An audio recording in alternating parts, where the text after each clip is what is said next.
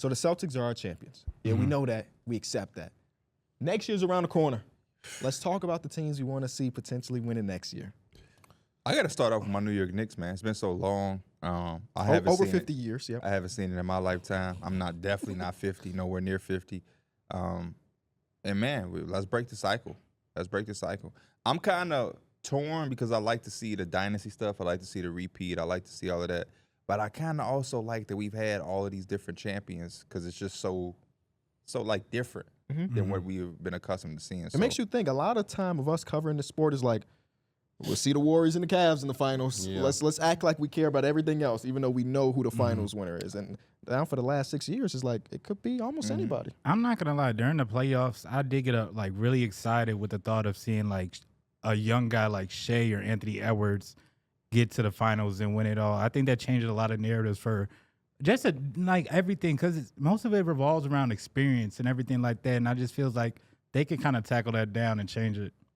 For me, I want to see my big fella Joel win it. I feel like he's been such a dominant force. He's won MVP. He was the favorite to win it before he tore his meniscus. I think he can come in and have that dominant playoff run that we've been hoping that he can have.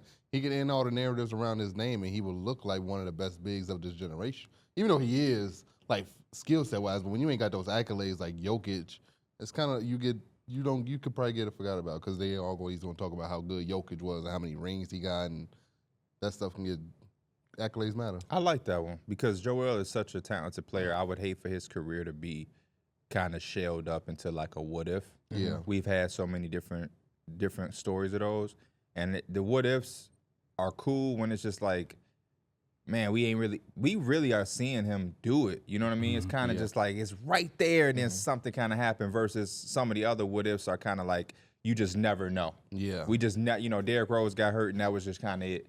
But like Joel be getting hurt, but he was playing won the MVP. He was just here, he was just there, and it's just like they just can't get over that hump. So I agree with you. Yeah. I think ring culture just changed everything, the way we kind of look at players. Yeah. Because he's objectively one of the greatest players in basketball. When you can he was averaging the most points per minute in NBA history before he went down with his injury. But because he has not made it out of the second round and because he can't stay healthy in the playoffs, nobody really cares the fact that he's one of the most dominant forces in recent basketball. You saying that made me just change my perspective. I want to see another dynasty because that you're hitting it on the head. We cannot fall into this ring culture even more. Everybody's not going to win one. That has to be known. That has to be accepted, and we have to, as a basketball community, get over that. Because then what we're going to do is we're going to force our players to continue to leave and join up to get us to the point of like we know it's about to be the NBA Finals, and I don't think we enjoyed that as much as we enjoyed kind of the organic dominance of a team where it's just a really good team versus like Steph, Kevin Durant, Drake. Like that was OC. But I think teaming up, it still has to fit. Like KD was just such a great fit for the Warriors, and he was such a great plug-in player that like just joining up as like names don't always work. But Kevin Durant was going to be there for any team he had chose to go to. That is true. But I think fit. he's just like the anomaly that like no matter where he goes, he makes it a super team. Where like anybody else can't just go to any team. I don't think they would have been a super team if he went to Washington with Beal and John. I'm not saying he should have. Yeah, no. Or it when he depends on went who to he's that pairing up Celtics with. team. The system that Warriors team had was damn near flawless too in terms of like KD was getting his buckets, but all the movement was with Steph Curry and Klay Thompson and Draymond kind of being the quarterback, and it's like, what you gonna do? You know? Yeah, that team is so.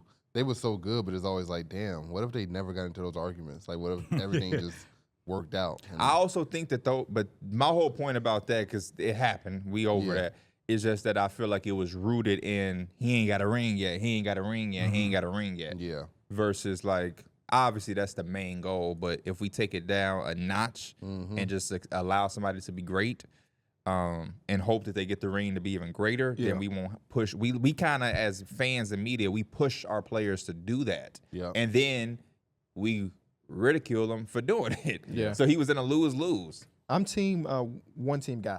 I want to see more people in this generation just stick on one team.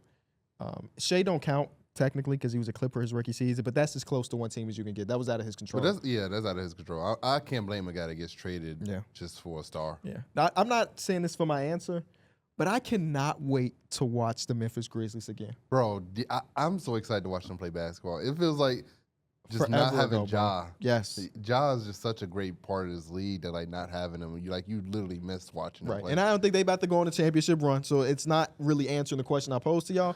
But that team was like a real playoff team, 2 seed, if I'm not mistaken, the year that they were completely healthy. And Well they're coming coached. back. Yeah, they're Good coming pieces. Coming back to add some L's to some of these Desmond teams out Bane, west. what up, boy? back. Who else would we like to see? I mean, Minnesota was so close. That was that was fun to see after they pulled off one of the biggest trades in history and were ridiculed for it for an entire season. For it to work enough for them to get to the conference finals and be the favorite in the conference finals was pretty dope. Jimmy and Bam. I want to see Jimmy I get one. promise you, Like- that was like literally in my brain. Like I was gonna say, I want to see. Just because like they went on that big run, they made it from the 8th seed all the way to the NBA Finals. They came up short, but like to see them come back after having that down year, see them come back rejuvenated. They come and take the regular season series. Jimmy Butler, an all-star, all-NBA conversations. He doing his thing and he able to carry them back. That would be a phenomenal story to have. Bam will finally get his respect. You don't think Bam gets his respect? Man, cut it out. Bam does not get his respect he deserves. In what way? He's the In most any way. versatile defender in basketball. Oh, he well, he yeah. finally No, made an oh. all-defensive team. Yeah. I was All-defensive looking, first more team. so looking from my perspective, but I see what you're saying. Yeah. I acknowledge Bam for everything. Oh, for he sure. does. Yeah, Well, I'm this not side- saying you. I'm not side- saying yeah, you. side- Yeah, yeah. this Just side. general public. I was Yeah. looking at something earlier and seeing by accident that how Bam was killing in isolation, Mm-hmm. and I was like, yeah, that just goes to the point where Bam just don't get the talk that yeah. he, you know. Pat Riley got to wake up though. Team needs some moves in order to make that happen. That's Yes, how I they do. feel. I still want to see Kawhi in that form again. He was so dominant. Again, I was looking at isolation stuff. He was so dominant in his isolation when he was playing. Yeah, he and we was- saw that run with the Raptors.